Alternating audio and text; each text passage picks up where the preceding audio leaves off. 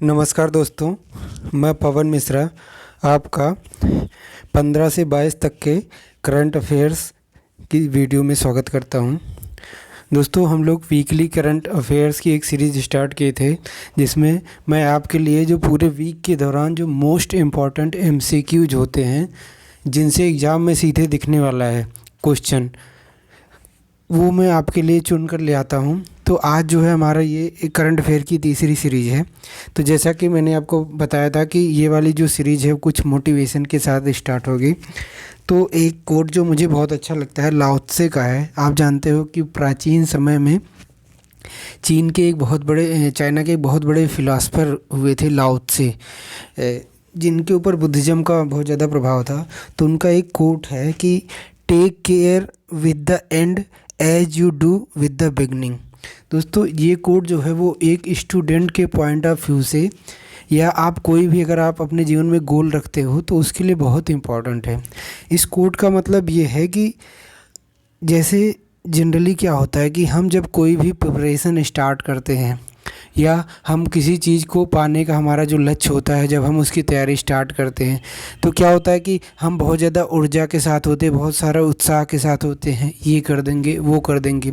लेकिन धीरे धीरे जैसे जैसे समय बीतता जाता है और कुछ असफलताएं साथ में आती हैं, साथ में कई सारे जीवन की चुनौतियां साथ में आती हैं, तो हमारा धीरे धीरे मोटिवेशन कम होने लगता है और फिर हम उस लक्ष्य के प्रति उतने ज़्यादा दृढ़ निश्चयी और उतने ज़्यादा क्यूरियस और उतने ज़्यादा मेहनती नहीं रह पाते जितना हमने स्टार्टिंग में रहा है। आप जनरली ये चीज़ फील कर रहे होंगे, अगर आपको तैयारी करते करते 3-4 साल हो जाता है तो आप में वो ऊर्जा थोड़ा कम हो जाती है जो आपने बिल्कुल जब तैयारी स्टार्ट की थी। तो और यही कारण है कि हम क्या हो जाते हैं, जीवन में असफल हो जाते हैं। तो लाओ त्से कहते हैं कि take care with the end as you do with the beginning. हमें अंत में भी उसी सावधानी और उसी मेहनत से काम करना चाहिए। मतलब आज के दिन भी हमें उतनी मेहनत और ऊर्जा के साथ काम करनी चाहिए जितनी के साथ हमने क्या किया था, स्टार्ट किया था। तो जीवन में सफलता कोई रोक नहीं सकता। तो आप एज अ स्टूडेंट के पॉइंट ऑफ व्यू से भी हमें यही चीज़ अप्लाई करनी चाहिए कि बिना डिमोटिवेट हुए हमें प्रतिदिन अपने लक्ष्य के प्रति आगे बढ़ते रहना चाहिए।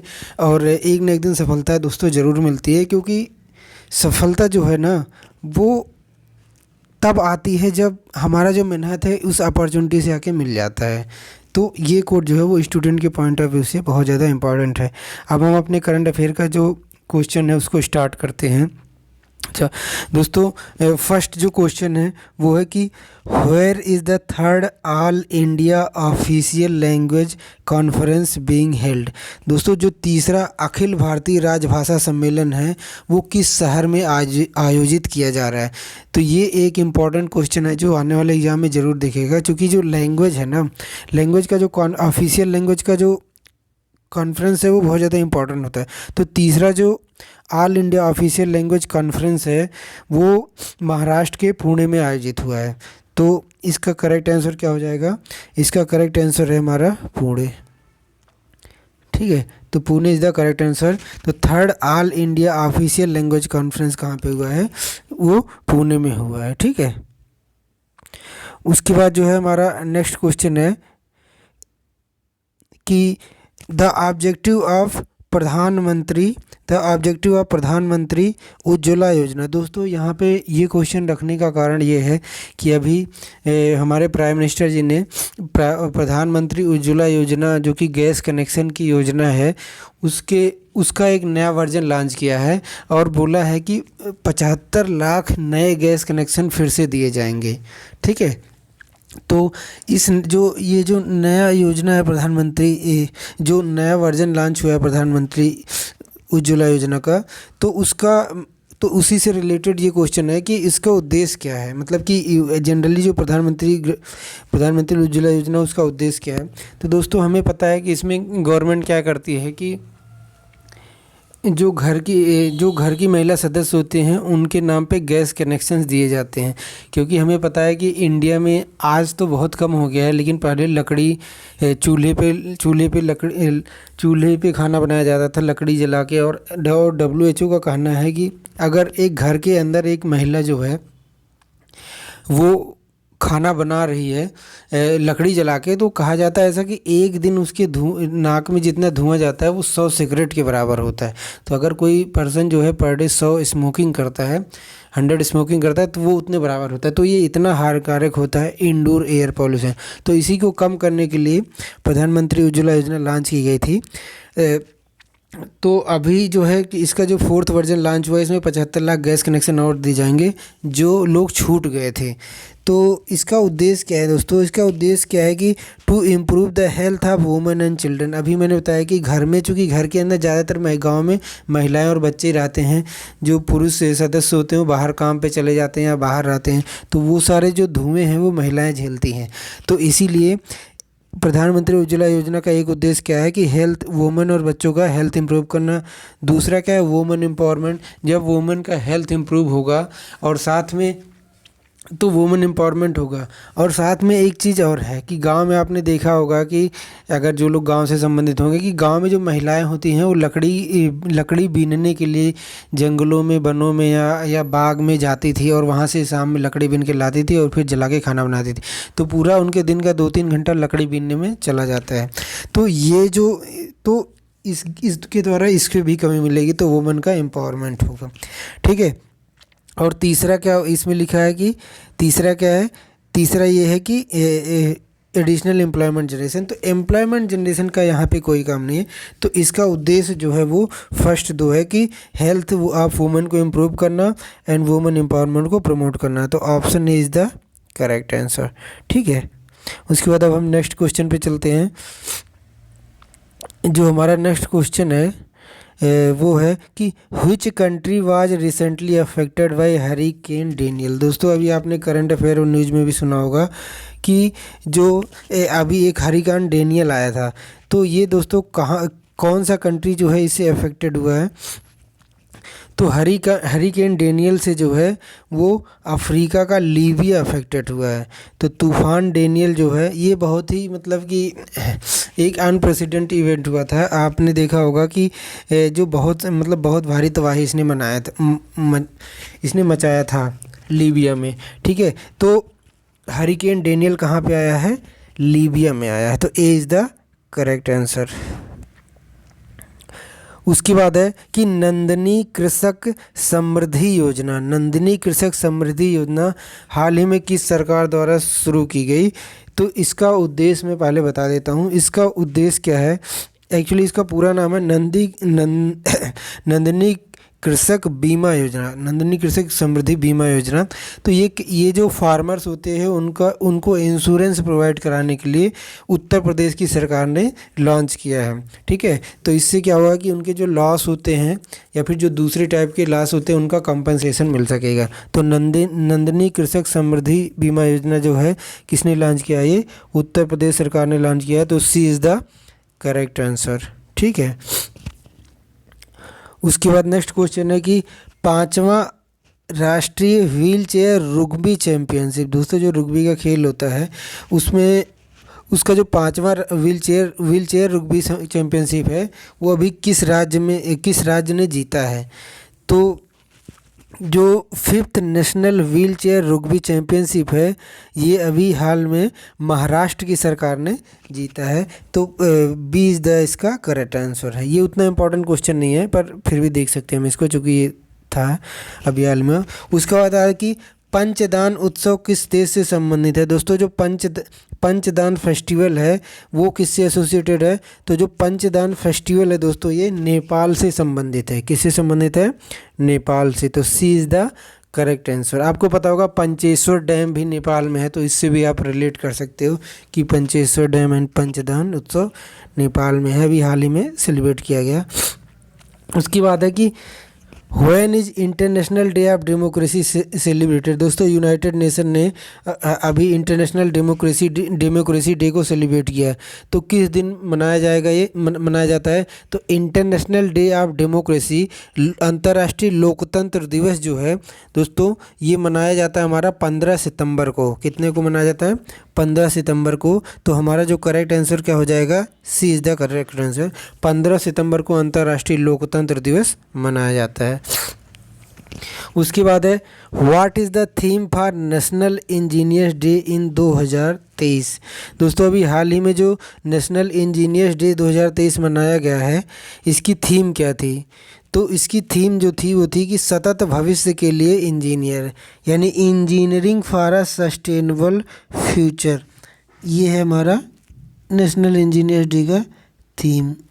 दोस्तों नेशनल इंजीनियर डे जो है, ये जो हमारे MS विश्वेश्वरैया जी थे उनकी याद में मनाया जाता है। तो नेशनल इंजीनियरिंग डे की थीम क्या थी इस बार की?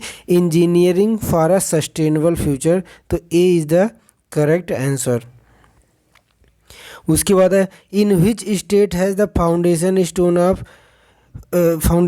Of Saragarhi memorial has been laid recently.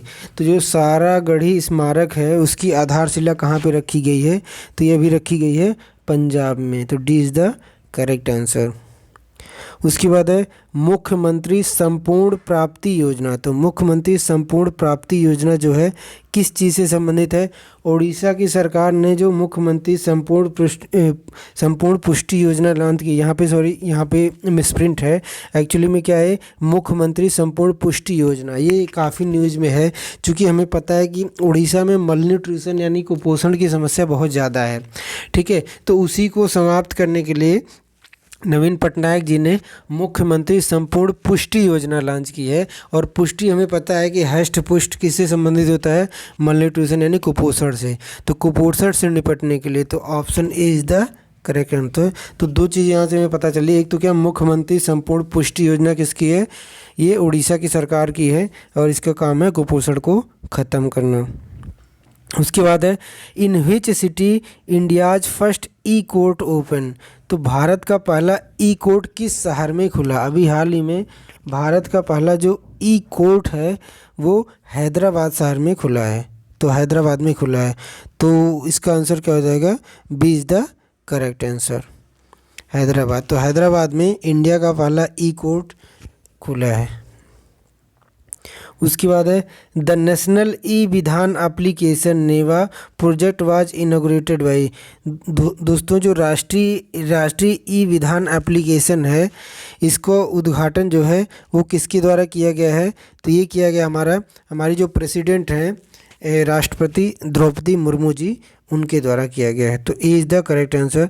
दोस्तों इस योजना का उद्देश्य क्या है? इस योजना का उद्देश्य है कि देश के जो जितने भी लेजिस्लेटिव असेंबलीज हैं उनके काम काज को इलेक्ट्रॉनिक्स बनाना। ठीक है, ये नेशनल ई गवर्नेंस प्रोजेक्ट का पार्ट है। तो national e Vidhan application president द्वारा लॉन्च किया गया। उसके बाद है cash for waste scheme is related to. दोस्तों कैश फॉर वेस्ट योजना जो है वो किससे संबंधित है? तो कैश फॉर वेस्ट योजना जो है उन लोगों के लिए है, उनके सूखे कचरों के लिए जैसे जो लोग होते हैं जो अपने जो घर में कचरा पैदा होता है, सूखा कचरा पैदा होता है, तो उसको दे के कैश ले सकते हैं। तो इसलिए योजना शुरू की गई है। तो कैश फॉर वेस्ट योजना जो है वो किससे संबंधित है? लोगों को उनके सूखे कचरे के लिए भुगतान किया जाएगा इसमें। तो people will be paid for their dry waste. तो A is the correct answer. उसके बाद है कि गोटमार मेला जो है निम्नलिखित में से किस जिले से संबंधित है? दोस्तों जो गोटमार मेला मध्य प्रदेश में आयोजित किया गया था, ये किस जिले में आयोजित होता है जनरली हर साल? तो ये होता है हमारा मध्य प्रदेश के छिंदवाड़ा ज़िले में। तो छिंदवाड़ा ज़िले में जो है वो गोटमार मेला आयोजित किया जाता है। ये क्वेश्चन ऐसे भी आ सकता है कि गोटमार मेला किस राज्य में होता है? तो ये MP के छिंदवाड़ा में होता है। ठीक है। उसके बाद है हाल ही में ED जो प्रवर्तन निदेशालय है उनका जो एग्जीक्यूटिव डायरेक्टर किसको बनाया गया है? ये काफ़ी इंपॉर्टेंट क्वेश्चन है। तो दोस्तों जो राहुल नवीन जी हैं, राहुल नवीन जी को ED का एग्जीक्यूटिव डायरेक्टर बनाया गया है। Rahul Naveen is the executive director of ED। तो राहुल नवीन ED के नए एग्जीक्यूटिव डायरेक्टर बने हैं। तो सी इज़ द करेक्ट आंसर। उसकी बात है कि which of the following scheme is not part of the PM Vishwakarma योजना। दोस्तों जो अभी प्रधानमंत्री विश्वकर्मा योजना लॉन्च की गई है, तो इसमें से पूछ रहा है कि इसमें से कौन सा उसका पार्ट नहीं है। दोस्तों हमें पता है कि पीएम विश्वकर्मा योजना जो एमएसएमई इंडस्ट्री, लघु और कुटीर उद्योग के उद्यमी होते हैं, उनकी सहायता के लिए लॉन्च किया गया था। इसका उद्देश्य क्या था कि जो छोटे उद्यमी होते हैं उनके पास स्किल की कमी होती है, तो उनको स्किल की ट्रेनिंग देना, साथ में अगर उनको जो छोटे मोटे उपकरण हैं उनके मॉडर्नाइजेशन के लिए या फिर उनके ऑपरेशन को प्रमोट करने के लिए जो भी इक्विपमेंट या टूल्स होते हैं, यानी जो उपकरण होते हैं उनको देना। साथ में उनके जो प्रोडक्ट हैं, जैसे जो छोटे छोटे उनके प्रोडक्ट बनते हैं, जैसे उत्तर प्रदेश में ओडीओपी का जो प्रोडक्ट बनते हैं, उनको मार्केटिंग की फैसिलिटी प्रोवाइड करना। क्योंकि बनाने के बाद अगर वो बेच नहीं पा रहे, क्योंकि उनके पास इतना पैसा नहीं होता कि वो ना तो उनका कोई बड़ा ब्रांड है कि उसको बहुत ज़्यादा मार्केटिंग कर पाएँ, तो गवर्नमेंट जो है इन 3 चीज़ों में पीएम विश्वकर्मा योजना के द्वारा छोटे उद्यमियों को सपोर्ट करेगी। स्किल डेवलपमेंट ट्रेनिंग के लिए, इक्विपमेंट एंड टूल्स ग्रांट्स के लिए, मार्केटिंग असिस्टेंट के लिए। इसमें टैक्स एग्जेम्पशन नहीं मिलेगा, क्योंकि जो एमएसएमई सेक्टर है उसका उतना टैक्स होता ही नहीं है। तो टैक्स तो बड़े इंडस्ट्रीज के को एग्जेम्पशन दिया जाता है ना टैक्स के। तो हमारा जो हो जाएगा, पूछ रहा है कि कौन सा नहीं है, तो कर छूट नहीं है, तो D is the correct answer. उसके बाद है कि किस राज्य ने गृह आधार और चावत ई बाज़ार इनिशिएटिव शुरू किया है। तो दोस्तों ये शुरू किया है हमारा गोवा ने। तो कृषि गृह आधार और चावत ई बाज़ार पहल किसने शुरू की है? गोवा सरकार ने। उसके बाद है कि विश्व ओजोन दिवस कब मनाया जाता है? ये काफ़ी इंपॉर्टेंट क्वेश्चन है, एग्जाम में आता ही रहता है ये। तो 16 सितंबर को जो है वो वर्ल्ड ओजोन डे जो है वो सेलिब्रेट किया जाता है। तो A is the correct answer. हमें पता है कि ओजोन डे किस लिए मनाया जाता है, क्योंकि 16 सितंबर को 1985 में ही जो है वो मॉन्ट्रियल प्रोटोकॉल लॉन्च हुआ था। और मॉन्ट्रियल प्रोटोकॉल जो था वो ओजोन लेयर डिप्लेशन को कम करने के लिए एक प्रोटोकॉल विभिन्न देशों द्वारा लॉन्च किया गया था। तो इसी की याद में 16 सितंबर को वर्ल्ड ओजोन डे मनाया जाता है। उसके बाद है मारबट फेस्टिवल जो है किस स्टेट का मेन फेस्टिवल है? दोस्तों जो मारबट फेस्टिवल है ये महाराष्ट्र में मनाया जाता है। तो A is the correct answer. Marbat festival Maharashtra से संबंधित है। उसके बाद है Palamuru Rangareddy lift irrigation project जो है किस राज्य में है? तो पलामरू रंगारेड्डी लिफ्ट सिंचाई योजना जो है वो किससे संबंधित है? वो तेलंगाना से संबंधित है। तो B is the correct answer. उसके बाद है कि ये काफ़ी न्यूज़ में था अभी कि where is the Indian International Convention and Expo Centre being built at Yashobhoomi. दोस्तों यशोभूमि द्वारिका में एक जगह है, नई दिल्ली में जो द्वारिका सेक्टर है, आपने देखा, जो लोग दिल्ली से एसोसिएटेड होंगे जान लेंगे। नई दिल्ली में जो द्वारिका है वहाँ के यशोभूमि में एक इंटरनेशनल कन्वेंशन सेंटर का आगाज़ अभी किया गया है। तो ये पूछ रहा है कि और ये काफ़ी न्यूज़ में भी थी, जैसे हमने पढ़ा था ना कि जो वाराणसी है वहाँ पे रुद्राक्ष कन्वेंशन सेंटर पिछले साल बनाया गया था, उसी तरीके से इस बार दिल्ली में एक इंटरनेशनल कन्वेंशन सेंटर बनाया गया है। और वो कहाँ पे है? वो द्वारका के यशोभूमि में है। तो नई Delhi is the correct answer. तो सी इज़ द करेक्ट आंसर, क्योंकि ये नई दिल्ली में है, बना है। उसके बाद है कि भारत में किस स्थल को हाल ही में 42वां विश्व धरोहर स्थल घोषित किया गया है? दोस्तों ये क्वेश्चन आना ही आना है, आप इसको मोस्ट इम्पॉर्टेंट टिक कर लेना, ठीक है। तो भारत का अभी जो 42th जो वर्ल्ड हेरिटेज साइट है यूनेस्को ने किसको डिक्लेयर किया है? तो ये जो होयसला के टेम्पल्स हैं, होयसला के टेम्पल्स दोस्तों 3 स्थान पे मिलते हैं, बेलूर, हेलबेड एंड सोमनाथपुरम। तो इन तीन स्थान पे जो होयसला, हमें पता ना कि हम लोग मिडवल टाइम में होयसला किंगडम पढ़ते हैं। तो होयसला के समय में जो मंदिर बनाए गए थे उन मंदिरों के समूह को, जो कि बेलोर, सोमनाथपुरा और हेलबेड में है, इन मंदिरों के समूह को यूनेस्को ने 42वां वर्ल्ड हेरिटेज साइट घोषित किया है। दोस्तों उससे पहले ही एक दिन पहले जो यूनेस्को ने 48 इंडिया का 41 जो यानी 41वां जो वर्ल्ड हेरिटेज साइट है उसको भी घोषित किया था, और वो घोषित किया था शांति निकेतन को, ठीक है, जो हमारा वो रविन्द्रनाथ टैगोर जी का जो निवास स्थान था और जहाँ पे वर्ल्ड यूनिवर्सिटी एस्टेब्लिश की गई थी उसको 41। तो आप दोनों याद रखोगे 42वां होसिल मंदिर है और 41वां शांति निकेतन था।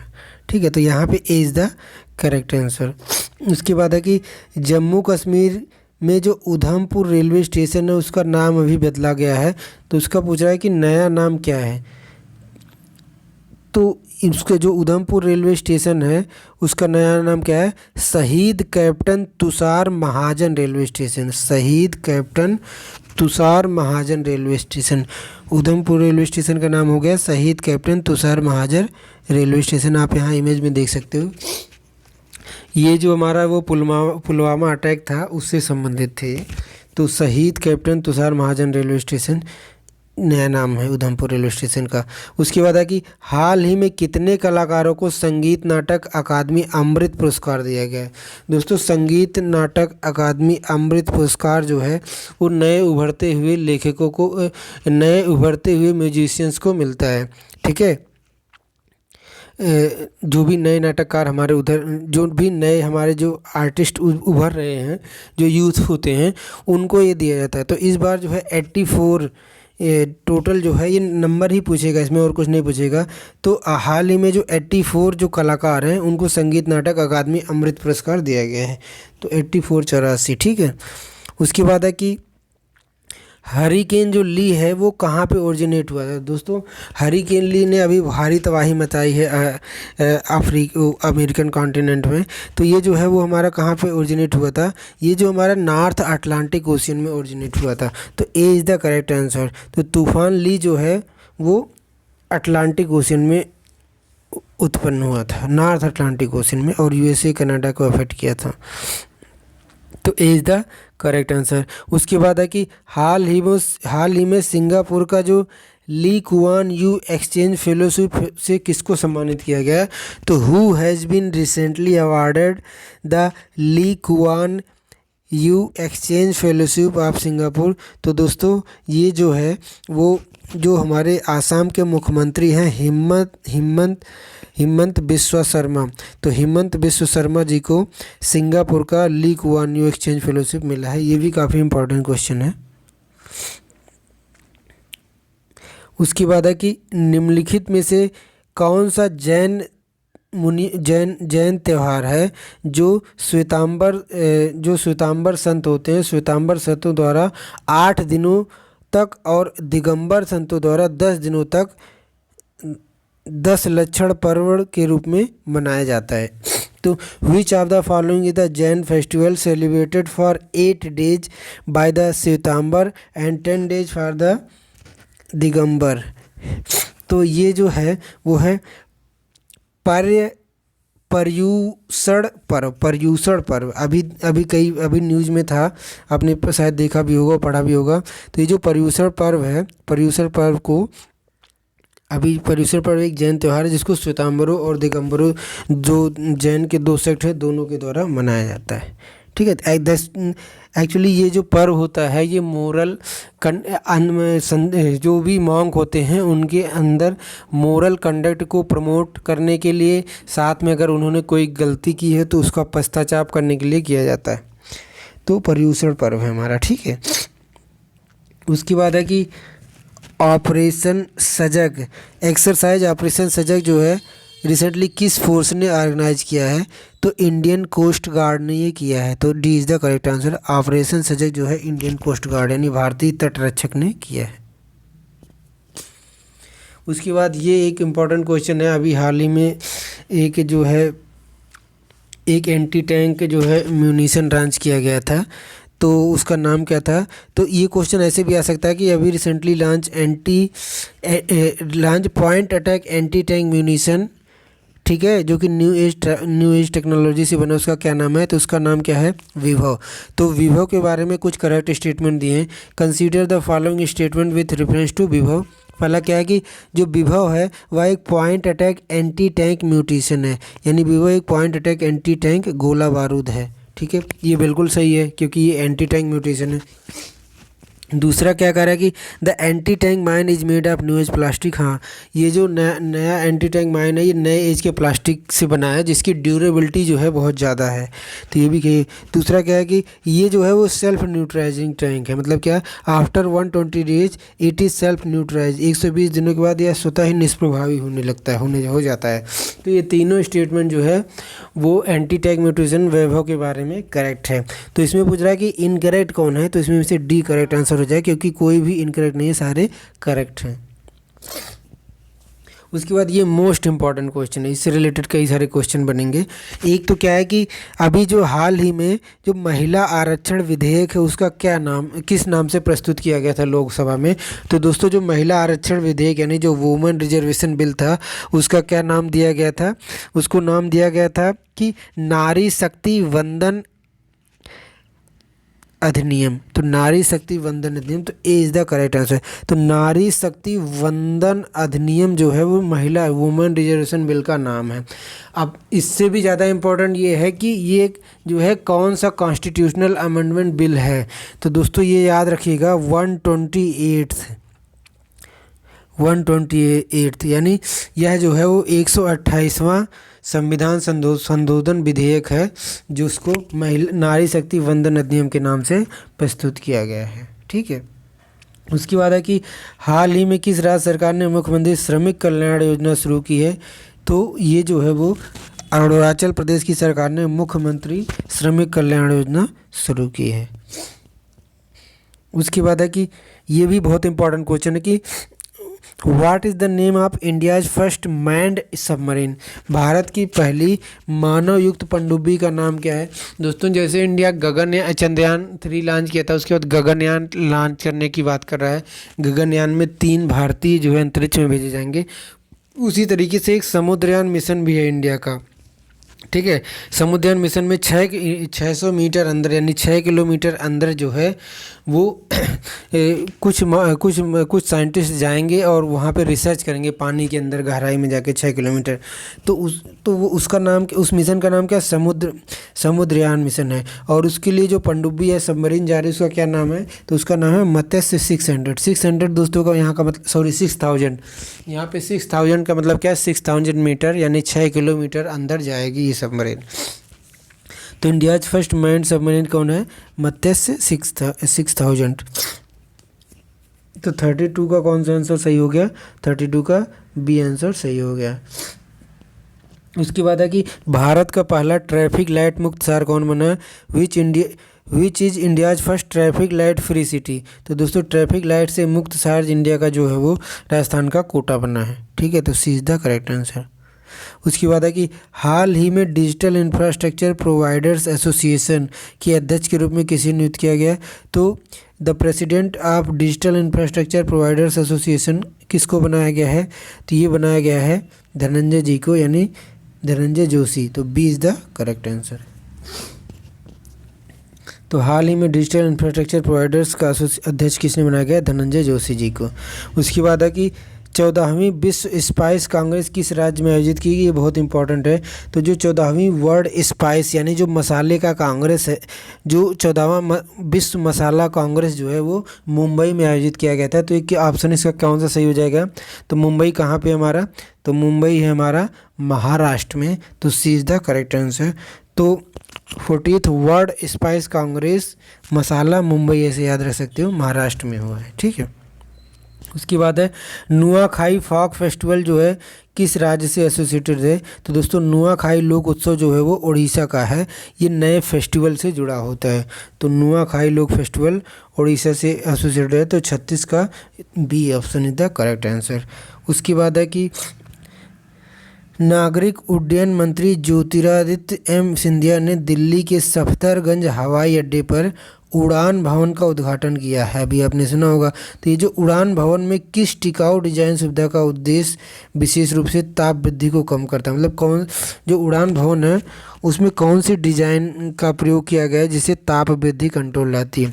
तो civil aviation minister Jyotiraditya Scindia inaugurated Udaan Bhawan. पहले तो यही याद रखना उड़ान भवन कहाँ पे इनोग्रेट किया, तो उड़ान भवन जो है वो दिल्ली के सफदरगंज एयरपोर्ट पे उद्घाटन किया गया इसका।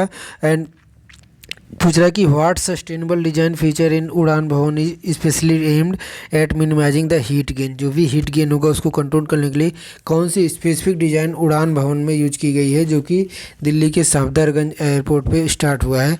तो दोस्तों ये जो डिजाइनिंग थी ये एक्चुअली में क्या थी, double skin facet system use किया गया इसमें। तो डबल स्किन मुखौटा प्रणाली है, 2 लेयर्स के कारण जो हीट लेयर है उसको ऑब्जर्व हो जाता है और जो ताप वृद्धि जो है वो रुक जाता है। तो डबल स्किन फैकेट सिस्टम जो है इसमें यूज किया गया, तो इज़ द करेक्ट आंसर। उसके बाद है कि who has been appointed as the new deputy inspector general and DIG of the CBI.